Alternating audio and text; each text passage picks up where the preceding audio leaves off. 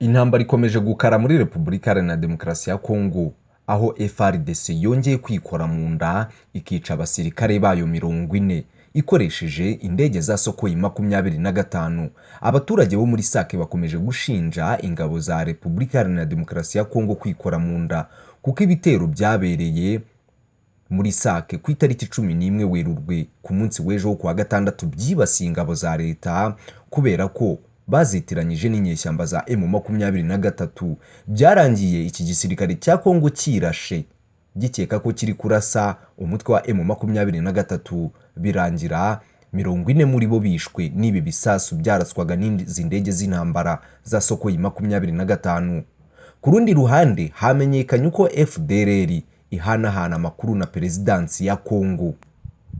Kuva umutwe wa M23 wakongera kubura imirwano, ubutegetsi bwa Repubulika Iharanira Demokarasi ya Kongo bwafashe umwanzuro wo gukorana n'imitwe yitwaje intwaro irimo FDLR kugira ngo inafashe FARDC mu kurwanya umutwe wa M23. Aya ni amakuru aturutse muri Repubulika Iharanira Demokarasi ya Kongo ngiye kuba nkugezeho 5/5. Wifuza kuzajya uhora ubona ama updates tuba twabateguriye, icyo usabwa ni ugukora subscribe ndetse ugakanda no kuri ako kamenyetso k'inzogera kugira ngo ujye ubasha kuba uwa mbere mu kubona inkuru tugenda tubagezeho 5/5. Reka n'abatindiye dutangirane n'iyi inkuru y'incamugongo ku gisirikare cya Repubulika Iharanira Demokarasi ya Kongo.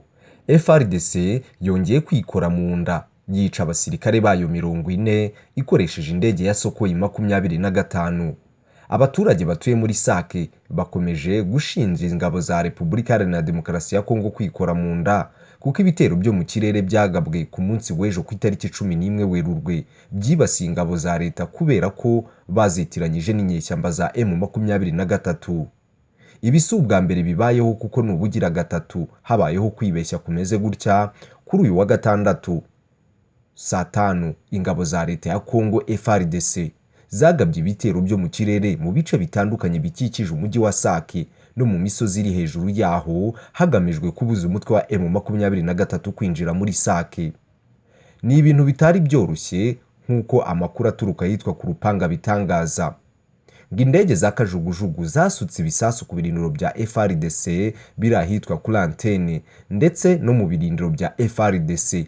Umwe mu batangabuhamya babyiboneye n'amaso ye yavuze ko habayeho kwibeshya k'umupiloti wari utwaye indege akaza kurasa kuri FARDC ayitiranyije n'umutwe wa M23. Umunyamakuru ukunze gukora inkuru zicukumbuye muri Kongo, Daniel Micombero, yemeje aya makuru abicishije kuri Twitter ye, aho yagize ati abantu benshi bapfuye abandi barakomereka mu iturika ry'igisasu kiremereye cyarashwe n'indege z'intambara za FARDC.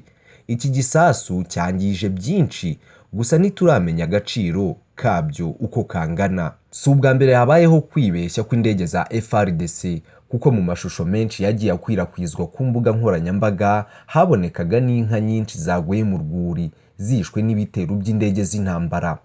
Abasesenguzi mu by'umutekano bavuga ko kenshi biterwa n'uko bene bariya bapilote bizi ndege babikoreshwa n'uko baba banyweye ibiyobyabwenge. Gukoresha ibiyobyabwenge kandi bikunze kuvugwa ku basirikare ba FARDC cyane kuko kenshi n'abagaragaye binjiye mu Rwanda bose bari banyoye ibiyobyabwenge, dore ko bamwe babibasanganye mu mifuka y'imyenda. Intambara y'ingabo za Repubulika Iharanira Demokarasi ya Kongo ikomeje gufata indi ntera, nyamara abantu bibwiraga ko yaba igiye kurangira nyuma y'uko umutwe w'inyeshyamba wa M23 wemeye ko ugiye guhagarika imirwano na leta ikemera ko hashobora kubaho imishyikirano, ariko siko byaje kugenda. Ku rundi ruhande hamenyekanye uko FDLR ihanahana amakuru na perezidansi ya Kongo. Kuva umutwe wa M23 wakongera kubura imirwano, ubutegetsi bwa Repubulika Iharanira Demokarasi ya Kongo bwafashe umwanzuro wo gukorana n'imitwe yitwaje intwaro irimo FDLR kugira ngo ibafashe ndetse ifashe na FARDC kurwanya umutwe wa M23. Amakuru dukesha imboni zacu ziri muri teritwari ya Masisi na Rucuro ahamaze iminsi habera imirwano ikomeye, avuga ko abarwanyi ba FDLR ari bo bahawe inshingano zo kuyobora indi mitwe yose yitwaje intwaro iri gufasha FARDC mu guhangana n'umutwe wa M23, imwe mu mitwe izwi cyane iri gukorana bya hafi na FDLR mu ntambara bahanganyemo n'umutwe wa M23 ni CMC Nyatura na Nyatura FCLS, Mai Mai Kabido na Mai Mai Abazungu.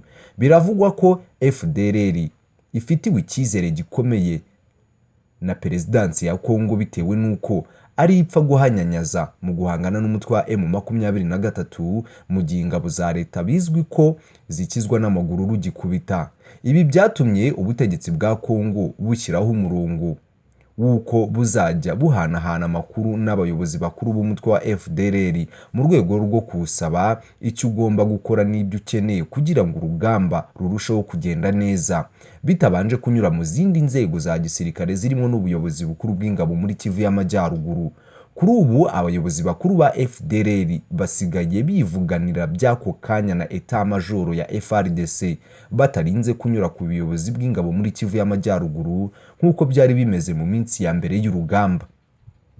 Amakuru yo kwizerwa dukesha imboni yacu iri mu butegetsi bwa Kongo avuga ko abayobozi bakuru ba FDLR barimo Byiringiro Victoire, perezida wa FDLR, na General Major Mega, umugaba mukuru wa FDLR Foka, baha amakuru General Christian Chiwewe, umugaba mukuru wa FARDC, bakoresheje telefoni igendanwa.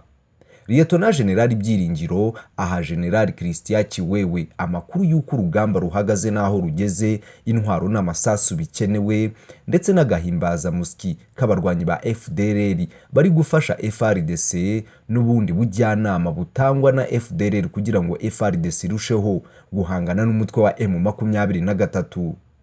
Nyuma yo guhabwa amakuru, General Christian Chiwewe nawe ahita yashyikiriza Gilbert Kabanda, minisitiri w'ingabo muri Kongo, kugira ngo amakuru ajyanwe muri perezidansi kwa Perezida Kisekedi, uhita utanga amabwiriza yo guha FDLR ibyo ikeneye byose kugira ngo urugamba bahanganyemo na M23 rurusheho kugenda neza.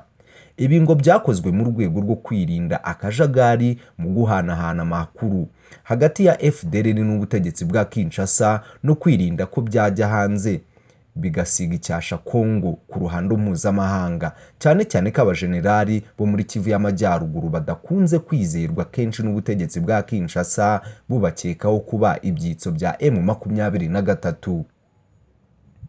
Ngayo nguko rero, ayo ni amakuru atandukanye akomeje guturuka muri Repubulika Iharanira Demokarasi ya Kongo, akomeje kubera intambara idasanzwe iri guhuza umutwe wa M23 n'igisirikare cya Kongo FARDC.